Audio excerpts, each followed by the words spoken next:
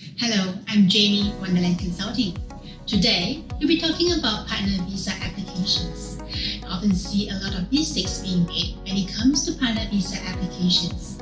So today, I'm going to share with you some of the most common and damaging mistakes I see being made. Partner visa applications are one of the most detailed applications requiring the most evidence. Not only will you be required to provide official documents outlining financial arrangements, but you will also need to provide detailed evidence of a continuing and genuine relationship.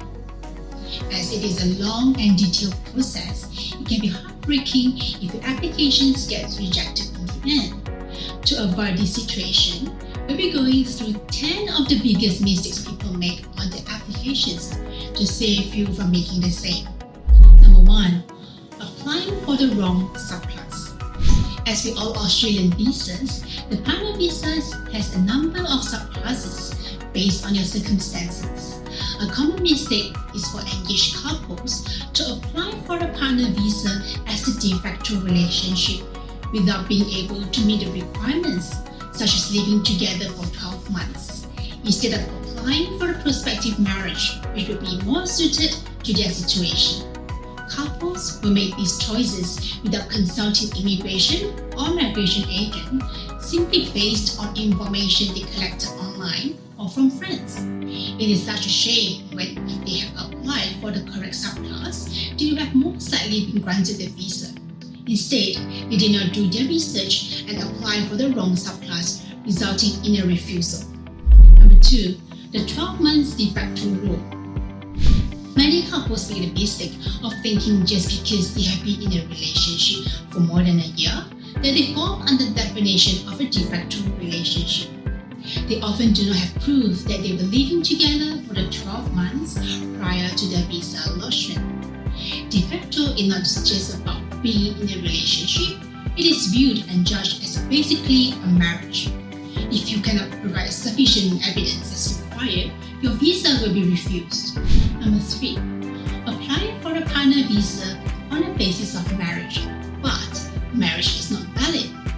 As different countries have different laws regarding marriage, it could be that a couple has gotten married in one country. However, this marriage took place under false pretenses, and in fact, one person is still officially married, whether they are separated from their spouse or not. If one partner is not officially divorced from their previous partner, was not during the time of the new marriage, then the application may get refused. Number 4. Thinking that registering your relationship will mean you don't have to provide further evidence. Some states allow you to register your relationship. By registering your relationship, it waives the requirement that you must live together for 12 months. However, you are still required to prove that you live genuinely currently and are in a genuine relationship. So don't think simply by registering your relationship that will give you a free pass from having to provide further evidence. Number 5. Cancelling your substantive visa before or after you launch partner visa.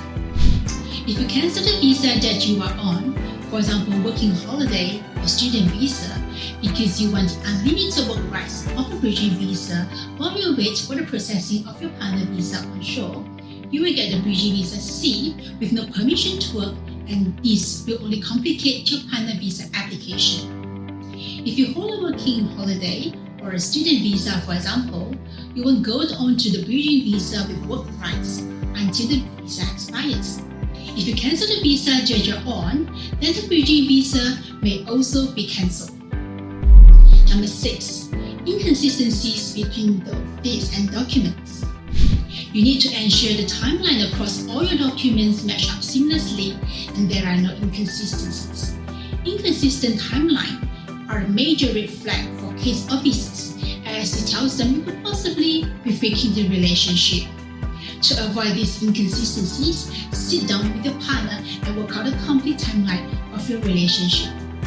Next, go through all your documents to ensure all dates match up. For example, if you rent your home together, check to see if your lease date matches up with the date you stated you moved in together. If you met through online dating, go back to the start of a conversation and check the date the first message was sent. Getting the small details right will help your visa application tremendously. Number 7, taking the application process too lightly and only going on other people's experiences. A lot of people will do their own research before applying, and you'll find lots of materials online by people who have gone through the application on their own successfully. These people will often downplay the complexity of the process and make it out like everyone will be able to do it on their own. You may even have family or friends that have gone through the application process on their own and have heard their experiences. The problem comes when you believe that your experience will be identical. This is not the case, as you will have different government employees examining your paperwork, and you also have your own individual circumstances that will make your case different. Number 8, submit fraudulent information. To be successful in any Australia visa application, you need to satisfy public interest criterion, pick 40/20, which ensures that the information and evidence in the visa application is true. If you do not meet the criteria, consequences involve being banned from Australia for a period of 3 or 10 years, depending upon the type of transgression. Unfortunately, many people feel that providing bogus documents or information on their applications will either not be found out or doesn't matter. As stated above, the government has access to a huge range of information about you and your circumstances, and they thoroughly scrutinize every applicant prior to making their decision. The Department of Home Affairs also interviews certain applicants, often without notice. In some circumstances, DHA officers will also visit addresses provided by applicants to assess whether the couple is living together as claimed. Number 9, providing insufficient evidence and no ongoing updates to the department. One of the main criteria that the DHA judges your partner visa application by is that your relationship is genuine and continuing. Evidence comes in many forms, and the more you can provide, the stronger your case will be. It isn't enough just to have a marriage certificate. You need strong proof that shows that you really love each other and your lives are intertwined and that you are building a future together. You need to have all evidence prior to the marriage as well when you got engaged, first met, and a proof of your ongoing relationship. This does not stop after the visa lodgement. You need to continue to gather evidence and keep updating the department on your relationship. Number 10, lodging a partner visa application last minute. As we have gone through, the partner visa application is very detailed and complicated, so one of the worst things you can do is leaving it till the last minute. In your haste, you are bound to make many mistakes and leave out key details. It might be that you leave out important dates in your relationship. You may not have enough time to prepare your witness forms. You may even put down incorrect information in your rush, which will lead to worse consequences than you think. Make sure to give yourself ample time to prepare all the necessary evidence, relationship evidence, organizing key dates, witness documents, ID documents, marriage certificate. So now you can see how easy it might be to make a mistake. Not only will these mistakes possibly result in a refusal, but the refusal will also affect any further applications that might try to submit. That is why agents like me are here to help you. It's our job to make sure no little detail is missed on your application and that every bit of evidence is organized to give you the best possible outcome. Here at WONEderland Consulting, we have over a decade of experience and hundreds of successful partner visa applications behind us.